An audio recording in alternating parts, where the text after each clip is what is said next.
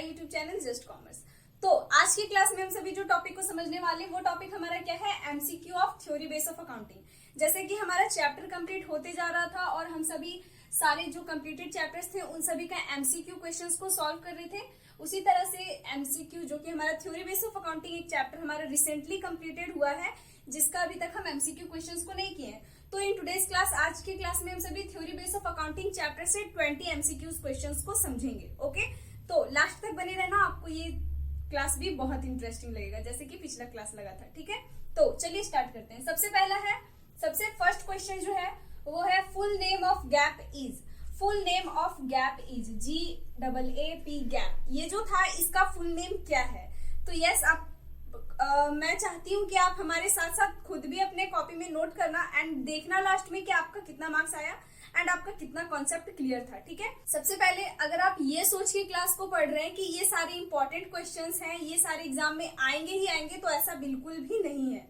मुझे गेसिंग करना बिल्कुल भी नहीं आता एंड ये जो क्वेश्चंस यहाँ पे है ये हमारा चैप्टर्स का कुछ क्वेश्चंस है जिससे कि हमारा थ्योरी कम से कम क्लियर होगा। ठीक है, जिससे कि आपको पता चलेगा कि आपका थ्योरी आपके माइंड में कितना सेटअप हुआ है। ओके, तो चलिए स्टार्ट करते हैं। तो full name of gap is, gap का फुल नेम क्या है? जनरली एक्सेप्टेड अकाउंटिंग पॉलिसी या फिर जनरली एक्सेप्टेड अकाउंटिंग प्रिंसिपल और जनरली एक्सेप्टेड अकाउंटिंग प्रोविजन या फिर नन ऑफ दीज।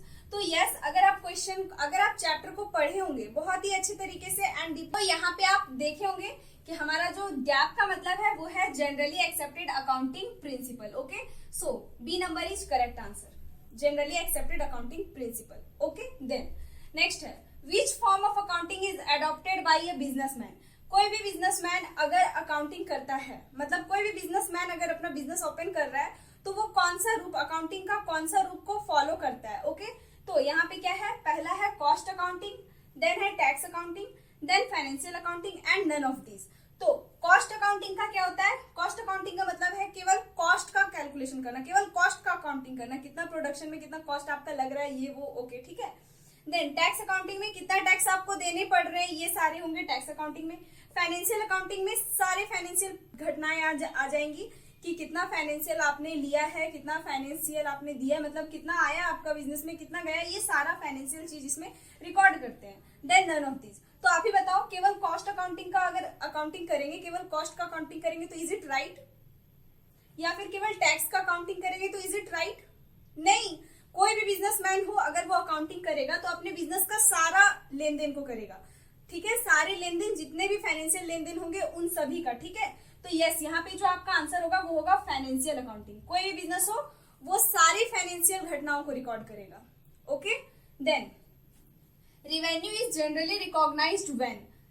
रिवेन्यू का हम काम कब करते हैं, मतलब रिवेन्यू कब रिकॉग्नाइज किया जाता है? ठीक है, कब हम मान लेते हैं कि यस ये हमारा इनकम है, ये हमारा रिवेन्यू है।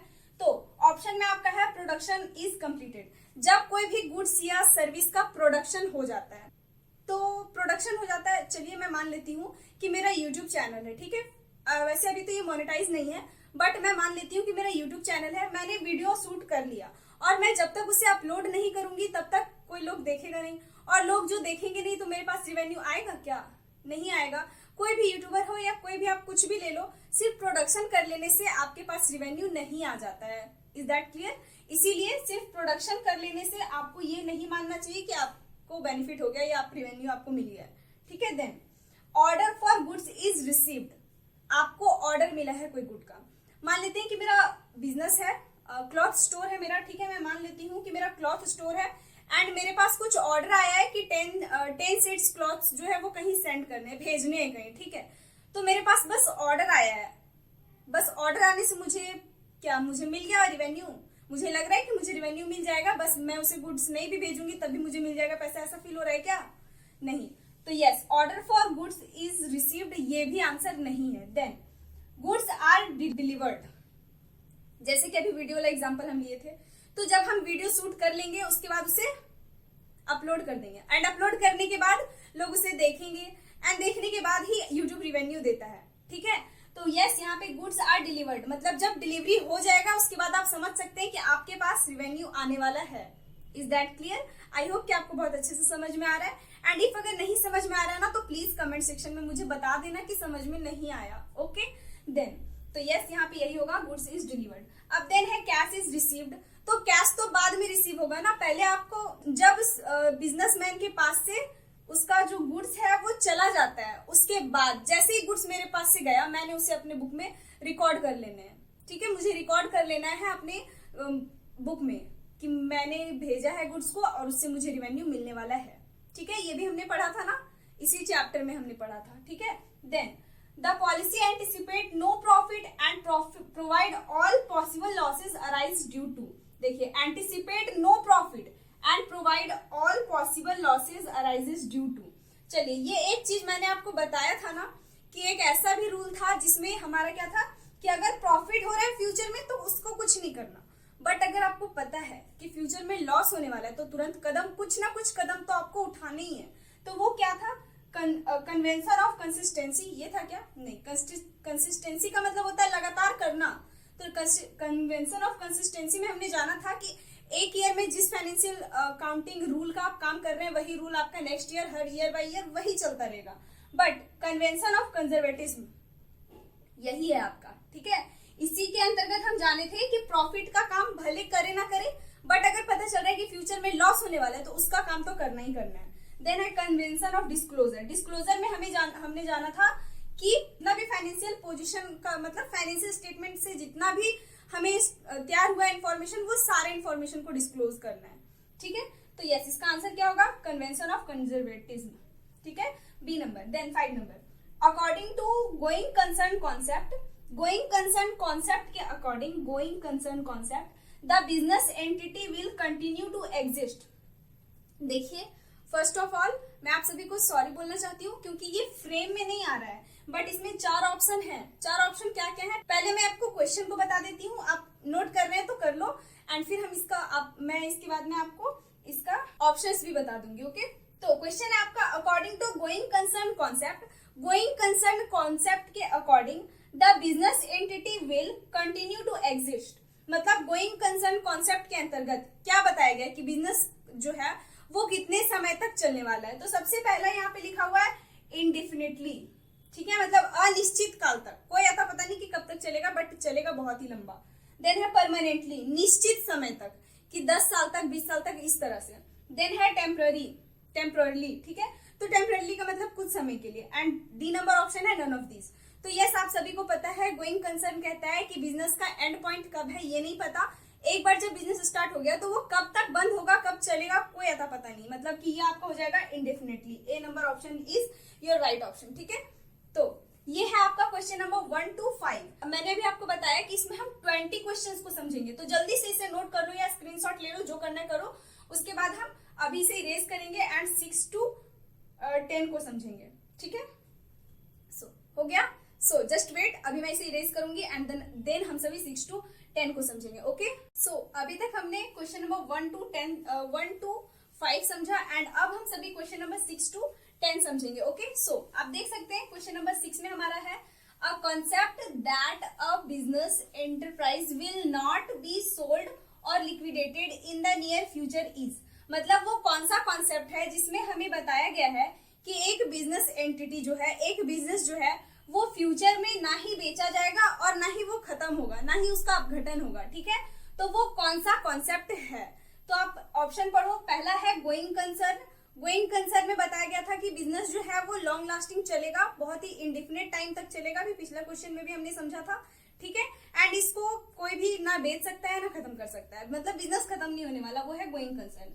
देन है separate unit of business. Separate unit of business में हमें बताया गया था कि बिजनेस का एक अपना अलग पर्सनैलिटी होता है, बिजनेसमैन इसका एक ऑनर है, बस इसको चलाने वाला है। अगर हम अकाउंटिंग करेंगे तो केवल बिजनेस का करेंगे। ओके, देन फिर है मॉनेटरी यूनिट, जिसमें मॉनेटरी यूनिट में हमें बताया गया था कि सारे मॉनेटरी टर्म्स में होने वाले लेन देन को ही इसमें रिकॉर्ड करते हैं। देन है नन ऑफ दिस।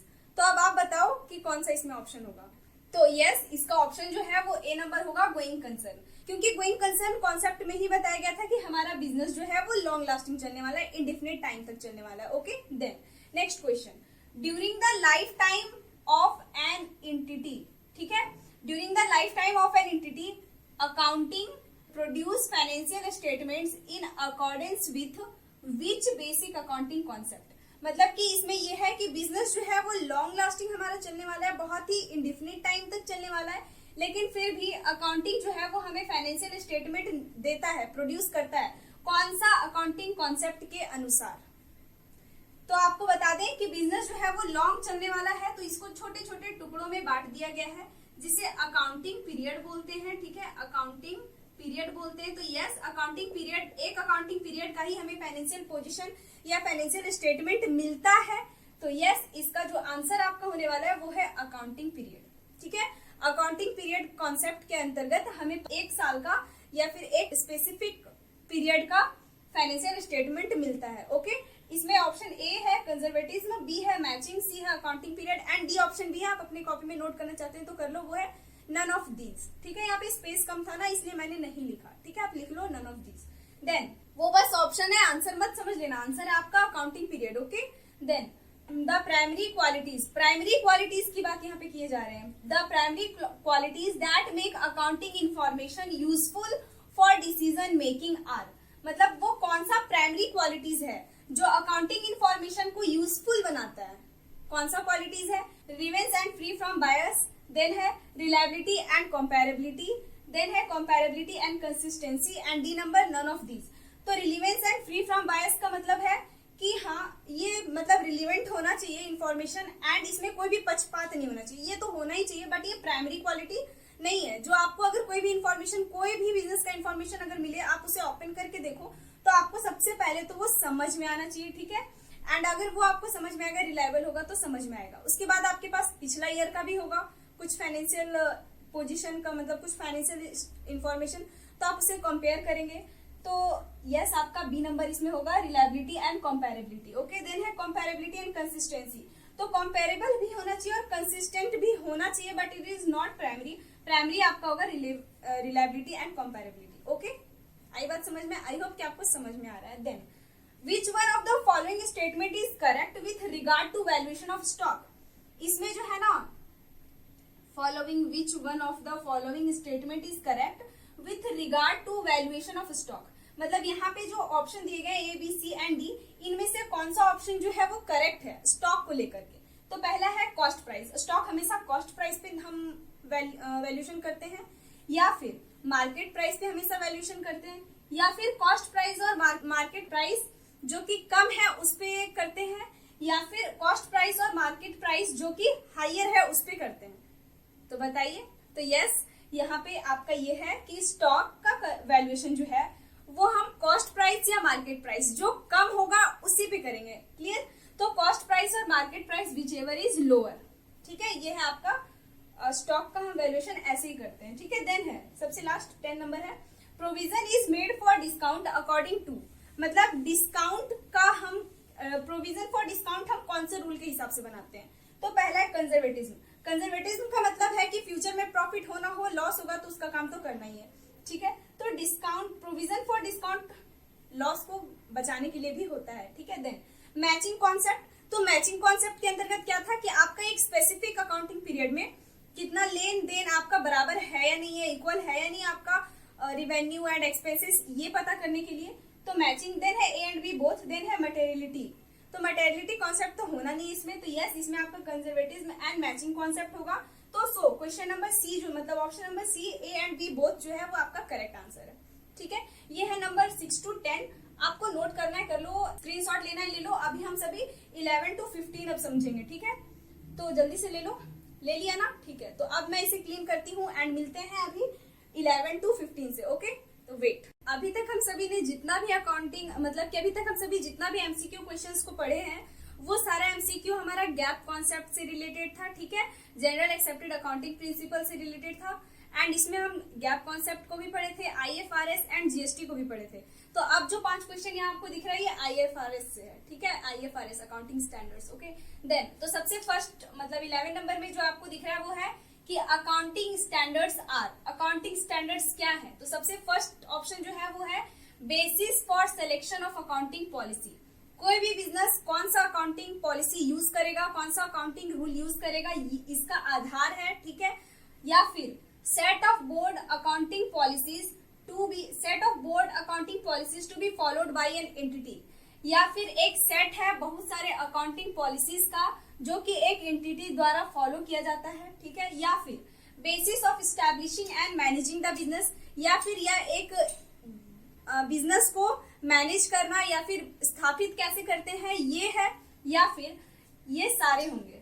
तो अगर आपको नहीं पता होगा तो आप सभी ये सारे पे क्लिक कर देंगे, है ना, मतलब आप सभी ऑल ऑफ दिस को टिक कर देंगे। बट आपको यहाँ पे समझ जाना है कि जब मैंने आपको अकाउंटिंग स्टैंडर्ड बताया था तो उसी टाइम पे मैंने आपको बताया था कि accounting standards are set of rules and accounting policies जो कि फॉलो किया जाता है जितने भी वर्ल्ड में जितने भी अकाउंटिंग इंस्टीट्यूट्स हैं, मतलब जितने भी बिजनेस एंटिटी है सबके द्वारा।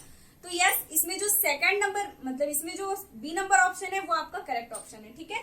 अकाउंटिंग स्टैंडर्ड क्या है? Set of board accounting policies, बहुत सारे अकाउंटिंग पॉलिसीज का एक सेट है जो कि एक एंटिटी के द्वारा फॉलो किया जाता है। एक एंटिटी नहीं, ये तो सारा बिजनेस अकाउंटिंग एंटिटी के बिजनेस एंटिटी के द्वारा फॉलो किया जाता है, ठीक है। देन 12 नंबर में है accounting standards are mandatory for. Accounting standards जो है इनमें से किसके लिए एकदम मैंडेटरी, एकदम जरूरी है, ठीक है। तो पहला आपका है कंपनीज, देन है पार्टनरशिप फॉर्म, देन है चैरिटेबल ऑर्गेनाइजेशन एंड देन है सोल बिजनेस, ठीक है, एकाकी व्यापार। तो आपकी जानकारी के लिए आपको बता दें कि अकाउंटिंग मतलब ये जो अकाउंटिंग स्टैंडर्ड्स है ना वो सबसे ज्यादा मैंडेटरी कंपनीज के लिए होते हैं, ठीक है। तो यस आपका कंपनी होगा। Then accounting standards refer to specific accounting. Accounting standards जो है वो रेफर टू स्पेसिफिक अकाउंटिंग, क्या है ये? तो अकाउंटिंग प्रिंसिपल है या फिर एप्लीकेशन ऑफ प्रिंसिपल है, मतलब ये कोई सिद्धांत है या फिर सिद्धांतों का प्रयोग है, ठीक है। तो यस आपकी जानकारी के लिए ये प्रिंसिपल भी है एंड सिद्धांतों का प्रयोग करना भी बताता है, इसीलिए इसका ऑप्शन जो है वो सी नंबर होगा बोथ, क्योंकि डी में तो none of this and none of this इसमें आंसर नहीं है। Okay, then accounting standard 6 is on. Yes मैंने आपको ये बातें बताई थी कि अकाउंटिंग स्टैंडर्ड्स भी पढ़ लेना, कोई सारा नहीं, क्योंकि 1 to जितना भी 29 है इंपॉर्टेंट वो सारा नहीं पढ़ना, बट कुछ कुछ इंपॉर्टेंट पढ़ लेना, जैसे कि डेप्रिसिएशन का, फिर से इन्वेंट्री का, ठीक है, इन सभी का कुछ लायबिलिटीज का, एसेट्स का, ये थोड़ा आपको पढ़ लेना चाहिए, ठीक है। तो यहाँ पे अकाउंटिंग स्टैंडर्ड 6 जो है ना वो इन्वेंट्री का वैल्यूएशन पे नहीं है, अकाउंटिंग फॉर फिक्स्ड एसेट्स का नहीं है, बोरोइंग कॉस्ट का भी नहीं है, बट डेप्रिसिएशन अकाउंटिंग जो है वो अकाउंटिंग स्टैंडर्ड 6 में लिखा हुआ है। ओके, आई होप कि आपको समझ में आ रहा है। Then the purpose of accounting standard is to. Accounting standard का पर्पस क्या है, ठीक है, बोल सकते हैं आप उद्देश्य एक तरह से। तो यहाँ पे लिखा हुआ है हार्मोनाइज अकाउंटिंग पॉलिसीज। इसका मतलब हार्मोनाइज अकाउंटिंग पॉलिसीज का मतलब है कि अकाउंटिंग पॉलिसीज का सुसंगत बनाना, मतलब कि समानता संगत बनाना, ये ठीक है। Then B number improve reliability of financial statements. कोई भी फाइनेंशियल स्टेटमेंट्स का रिलायबल है या नहीं ये बताना। Then eliminate the non comparability of financial statements, या फिर कोई भी फाइनेंशियल स्टेटमेंट्स का नॉन कॉम्पेरेबिलिटी यानी वो कॉम्पेरेबल है या नहीं है, अगर है तो भी एंड नहीं है तो भी ये बताना, या फिर ऑल ऑफ दीज। तो ऐसा नहीं लगता आपको कि ये न्याय संगत भी है, मतलब ये सारे होंगे क्योंकि अकाउंटिंग पॉलिसीज जो है वो सुसंगत रूल बताते हैं। देन इम्प्रूव फाइनेंशियल स्टेटमेंट्स, मतलब कोई भी फाइनेंशियल स्टेटमेंट्स का कॉम्पेरेबिलिटी को इम्प्रूव करता है, एंड नॉन कॉम्पेरेबिलिटी को भी बताता है, इसीलिए इसका ऑप्शन जो है वो नन ऑफ दिस हो जाएगा। ओके, तो इसे भी नोट करना है, करो, स्क्रीनशॉट लेना है, ले लो। अभी हम 5 क्वेश्चन और समझेंगे जो कि हमारा जीएसटी से रिलेटेड होगा, ठीक है। तो अब मैं इसे क्लीन कर देती हूँ, आई होप कि आपने इसे नोट कर लिया, ठीक है। सो गैप कॉन्सेप्ट का हमने रूल को समझ लिया, अकाउंटिंग स्टैंडर्ड्स एंड आईएफआरएस को भी समझ लिया, एंड अब जो जीएसटी भी हमारा इसमें एक टॉपिक था, तो जीएसटी से रिलेटेड कुछ क्वेश्चंस का एमसीक्यू यहाँ पे है। ये क्वेश्चन मैंने खुद से सेटअप किया है, ठीक है, मतलब ये क्वेश्चन मुझे कहीं लिखा हुआ नहीं मिला या मैंने इसको खुद से सेटअप किया, तो अगर इसमें ग्रामेटिकल मिस्टेक होगा ना तो उसके लिए रियली वेरी सॉरी, ठीक है। तो सबसे पहला क्वेश्चन है जीएसटी क्या है? जीएसटी इज एक डायरेक्ट टैक्स है, इनडायरेक्ट टैक्स है, या फिर दोनों है, या फिर नन ऑफ दिस, क्या है? तो yes, GST is a indirect tax. GST एक इनडायरेक्ट टैक्स है। इनडायरेक्ट टैक्स क्या होते हैं? तो वैसे टैक्स जो भी कोई भी पर्टिकुलर पर्सन जो है वो डायरेक्ट सरकार को नहीं चुकाता है, उसको अलग अलग तरीकों से चुकाए जाते हैं, ठीक है। डायरेक्ट टैक्स मतलब जैसे कि इनकम टैक्स हो गया, होल्डिंग टैक्स, ये सब डायरेक्ट टैक्स है, वो मुझ पे ही चार्ज होगा या आप पे ही चार्ज होगा, आप खुद से पे करेंगे, खुद से आपका अकाउंट से वो चार्ज होगा, ठीक है, खुद का आपका इनकम से वो कटेगा। बट इनडायरेक्ट टैक्स जो है वो ऐसा टैक्स है जो डायरेक्ट हम सरकार को पे नहीं करते हैं, ठीक है। Then components of GST are. GST का कंपोनेंट्स कौन है? CGST, SGST, IGST. तो यस, ये तीनों है, बट ऑप्शन में मैंने गलती से एनओटी लिख दिया, तो एनओटी मत लिख देना, ऑल ऑफ दीज कर दो ऑप्शन में, ठीक है, all of these. Okay, so components of GST, GST का कंपोनेंट्स कौन कौन से हैं? सीजीएसटी है, yes, central goods and service tax, SGST है, yes, state goods and service tax, then IGST है, integrated goods and service tax, then है all of this. तो यस, ये तीनों कंपोनेंट्स है जीएसटी के। कंपोनेंट्स मतलब आप बोल सकते हैं जीएसटी के टाइप, ठीक है। देन यहाँ पे है CGST is revenue of, CGST जो है वो किसका रिवेन्यू है? तो यहाँ पे मैंने लिखा है central government, state government, tax council या फिर ऑल। तो सीजीएसटी का फुल फॉर्म क्या है? Central goods and service tax. तो central goods and service tax, इसका नेम में ही लिखा हुआ है कि ये सेंट्रल गवर्नमेंट का है, तो यस, ये सेंट्रल गवर्नमेंट का है, ठीक है। इसी तरह से एक क्वेश्चन और बन सकता है कि SGST is a revenue of, तो फिर वो स्टेट गवर्नमेंट का हो जाएगा, ठीक है। देन बन सकता है इंटीग्रेटेड जीएसटी के बारे में भी क्वेश्चन बन सकता है, ठीक है। तो अच्छा से और डीपली अध्ययन करना, मतलब डीपली पढ़ाई करना, ठीक है। Then full form of GST is, GST का फुल फॉर्म क्या है? तो पहला मैंने ऑप्शन लिखा है गुड एंड सिंपल टैक्स। तो यस, जब प्राइम मिनिस्टर मोदी जी आए थे ना गुड्स जीएसटी का घोषणा करने के लिए, तो उस टाइम पे वो बोले थे इसको गुड एंड सिंपल टैक्स, ठीक है। तो गुड एंड सिंपल टैक्स ये है, बट इसका full form good and simple tax नहीं है, टिक मत कर देना, ठीक है। Then goods and service tax, तो यस, जीएसटी का नेम ही है good and service tax, goods and service tax, ठीक है। टैक्स, ये इसके आने के बाद हमारा जो टैक्स है वो बहुत अच्छा हुआ है, कुछ बेनिफिट भी हुए हैं बहुत सारे, जो कि जीएसटी के क्लास में मैंने आपको बताया था। तो वो आपका होगा good and simple tax. Okay, so इसका आंसर आपका हो जाएगा गुड्स एंड सिंपल टैक्स, मतलब goods and service tax. Okay, GST का नेम है goods and service tax. Then GST came into effect, ये 20 नंबर है, ये इरेज हो गया पता नहीं कैसे।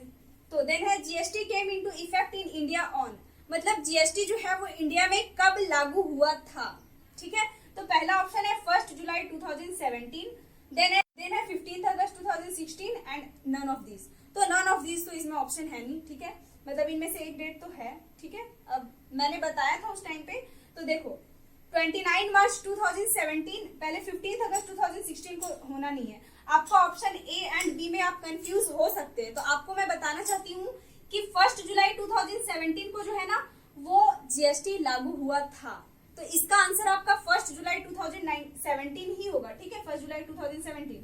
बट कुछ बच्चे ए एंड बी में कंफ्यूज होंगे, तो मैं आपको बता दूं कि 29 मार्च 2017 को है ना जीएसटी बस पास हुआ था, ठीक है, ये जो बस है ना पास हुआ था, बट लागू नहीं हुआ था इंडिया में। लागू कब हुआ? तो 1 जुलाई 2017 को। ओके, तो यस, ये है आपका क्वेश्चन 1 से लेकर के 20 तक। ओके, आई बात समझ में? तो आज की क्लास में हम सभी ने 20 एमसीक्यूज क्वेश्चन समझा थ्योरी बेस ऑफ अकाउंटिंग का। सब मिला के लगभग सारे चैप्टर्स का मिला के हमारा 35 to 40 एमसीक्यूज आई थिंक हो गए होंगे, है ना।